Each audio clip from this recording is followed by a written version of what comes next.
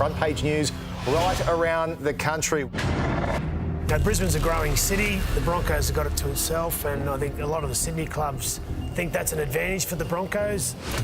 9 teams in the Sydney Basin. One of them clearly has got to go. Just give us the name. Which one would you pick? It may be Manly. As we get closer to the new broadcast rights in 2022, this conversation is going to become more important.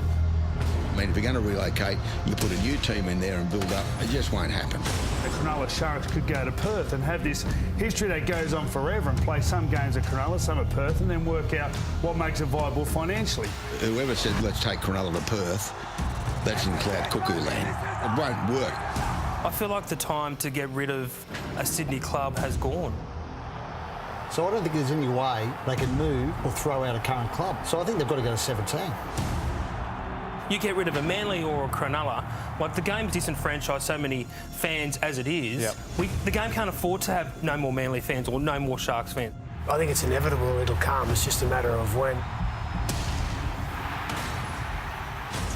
Yeah, huge talking point over the past 36 hours. Has there been just that? It's an age-old debate as well, whether it's expansion, relocation or the extinction of some clubs. Channel 9 obviously believing that extra teams in the competition isn't healthy for rugby league, at least at this stage, and heading into the new TV rights deal in a few years' time. But a Brisbane team certainly does seem inevitable and the most obvious next step for the NRL. What does that mean for the rest of the teams in the competition? That's the big question that hangs out there at the moment. Gus, I'm intrigued to get your view on what you've made of a debate that we've seen, heard and been through plenty of times before.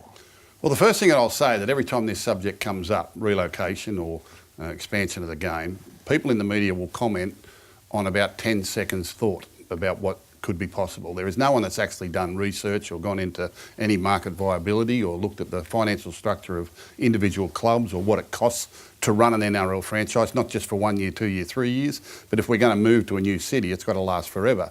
It's got to have financial viability. The fact is that the majority of our clubs trade in a position of insolvency anyway. All right? Most of them lose money. Many of them are supported by either private owners or by poker machine income from licensed clubs, whose days are numbered. The other part of it is that if you're going to relocate, I don't think the new area will accept a team that's been relocated. I don't believe in relocation. I think you've got to start a new franchise that is their own. And if you do that, then you've got to have more teams in the competition. I just don't know that the NRL over the last 10 or 15 years has done enough work to plan where it should go or what it's going to look like when it gets there or what the competition looks like with those teams in. I said to David Gallop 15 years ago, what's the game look like in 15 years' time? And you just get a blank expression. Said it to David Smith, said it to John Grant, I've said it to everybody, I've said it to Todd Greenberg. What's the game look like in 5 or 10 years' time? I don't think they've done any work on this whatsoever. Well, how do you think it should look? You know better. I would rate your opinion above those guys. You've been in clubland for 10 years and longer. I don't think... What does it look like then? Given the history in our game, I don't think our game can afford to lose a club, can afford to lose a current club. I think it's the traditional club brands in Sydney that makes the regional teams more viable. That's the point I was making yesterday. We've gone too far down the track. Absolutely. The AFL got in and did it early, and they relocated because clubs had to, or they're going to die. Yeah, and you've got to... But we've gone too far. You've got to go somewhere where it's financially viable, not just in the short term, but for the long term as well.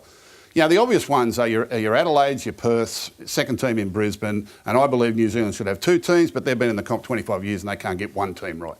So not enough work has been done by the Rugby League to help these new and expanding franchises. They've done nothing to help the Gold Coast. The Gold Coast is a basket case, but it shouldn't be. It shouldn't be. And prop them up. Well, that's not the answer in propping them up, all right? So I think we're still a long, long way away from making this decision. Personally, I've always believed the future of the game was a 2-conference system, that there need to be 9 teams in Sydney or 9 teams outside of, and 9 teams outside of Sydney, play it as a regional competition in 2 conferences, and then perhaps you've got your Sydney Grand Final, your regional Grand Final, and you meet for a Super Grand Final at the end of the year. That's my thoughts, all right? And having been in clubland, I know how much it costs to run a club. All right, and that's got to be ongoing, not just for 1 year or 2 year. There's no financial incentive. When GWS were coming into Sydney, the AFL had done 2 decades of research on the demographic of Sydney, on the financial viability of this organisation, on what the game was going to, what Sydney was going to look like in that time. And I can remember them going to ANZ Stadium, looking at the future of ANZ Stadium, the bookings and all that thing, and saying, well, And ANZ Stadium boss said to me they knew more about rugby league than rugby league knew about itself. It had done more research on rugby league and these demographics than rugby league had ever done. They came in with GWS, put in an extra $120 million, gave them first round draft picks, all right? GWS will be a juggernaut, all right?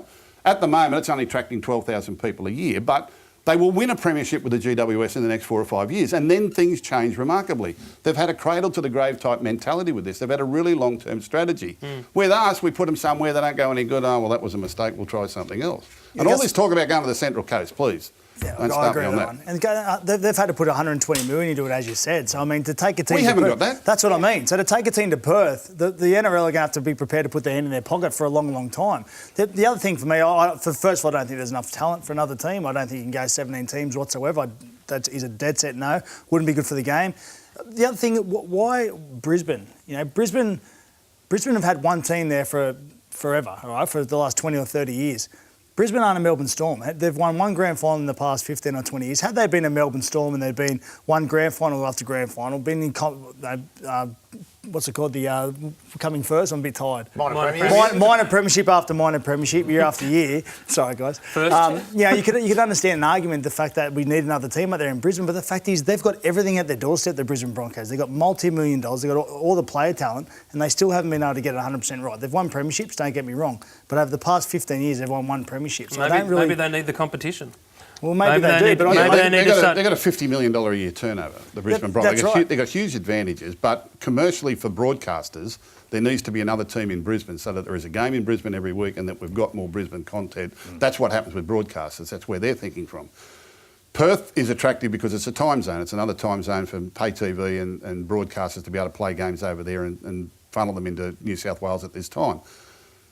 I don't know the real solution to it. What I do know is that with the 16 teams we've still got 14, 15, 16 teams that trade in a matter of insolvency. They trade beyond their means, every one of them. That's interesting because at the moment the NRL is negotiating licensing or license agreements with all the 16 clubs. And it's a lifetime guarantee, but the clause that the clubs are balking at is if you're insolvent, we can relocate you. So, well, they're all insolvent to some respect. Exactly. Depends on the definition of insolvency. Well, exactly, but that's what they're starting to dig in about, and I can understand why. Yeah. It's not a simple conversation, Roo. No, it's definitely not. And, you know, I think the whole conversation, aside from the broadcasting and the money deal, is having that second team in Brisbane. They know that they're going to pack out that stadium every single time because Queenslanders love their football, they'll travel and they'll go there. But it is... I agree with Gus. I don't know enough about it to speak too openly, but I think there needs to be a longer term plan in place. At the moment, you know, 3 years, I don't know if that's enough time to be able to come up with something that is going to continue to be able to grow and then flourish and be able to be part of our system for... I think the people at Brisbane probably deserve it. They do turn up with their feet every single week, and the Broncos are getting 30 to 40,000 people each week. So a second team up there makes sense. But I just don't understand, you know, why they think it has to be there. I also they're agree, not doing the right where thing do at you the then moment. pull the talent from? Well, now, are the Titans on their last legs? Are they on their owner came out a couple of weeks ago and said, we've got to get this right now. If we don't get this right, this is it. They're burning their money, mate. They're burning their money because they haven't got it right from the start, all right? And they need to get it right from this day, and they're not going to get it right from this day. You can see what they've done already. They're not going to get it right. They're going to keep burning money there till people say nothing works on the Gold Coast. Well, something's got to work on the Gold Coast. All right, it just needs time, investment and personality and character about the place that's going to attract interest from all sorts of people. The Gold Coast can work if the right people are involved with it. They've just put the wrong people there the whole time. Well, it's not the first time we've been discussing this. Certainly won't be the last.